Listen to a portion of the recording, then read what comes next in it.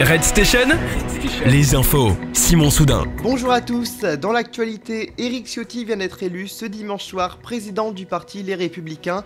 Il a obtenu 53,7% des voix contre 46,3% pour son adversaire Bruno Retailleau.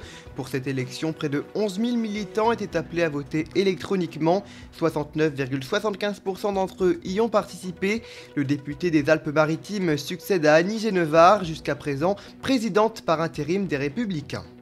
Ce week-end a été marqué par la qualification de la France pour la demi-finale de la Coupe du Monde de football. Les Bleus ont remporté la victoire 2-1 face à l'Angleterre. Le Maroc a aussi gagné le match face au Portugal.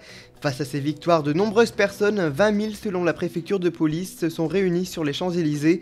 Plus de 1200 policiers ont été mobilisés. En fin de soirée, les forces de l'ordre ont été la cible de jets de projectiles ou encore de tirs de mortier d'artifice, ce qui a provoqué des dizaines d'interpellations.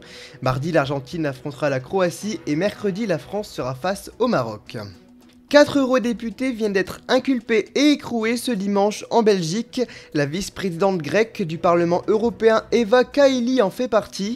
Elle a été prise en flagrant délit vendredi, ce qui ne lui permet donc pas de recourir à son immunité parlementaire. Cette arrestation s'inscrit dans le cadre d'une enquête ouverte pour corruption mais aussi pour blanchiment d'argent. Les enquêteurs soupçonnent un pays du Golfe qui serait le Qatar d'influencer la prise de décision en versant des sommes considérables.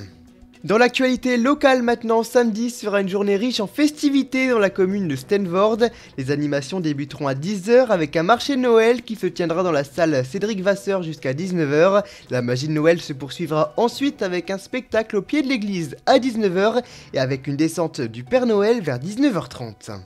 Hier s'est tenue la fête de la dinde à Lic.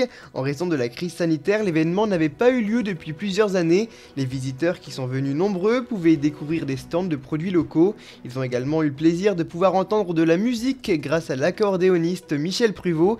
Mais pour cette édition, à cause de la grippe aviaire, il n'y a pas eu de défilé de dindes. Cette animation a été remplacée par une mascotte des Dames de Lic.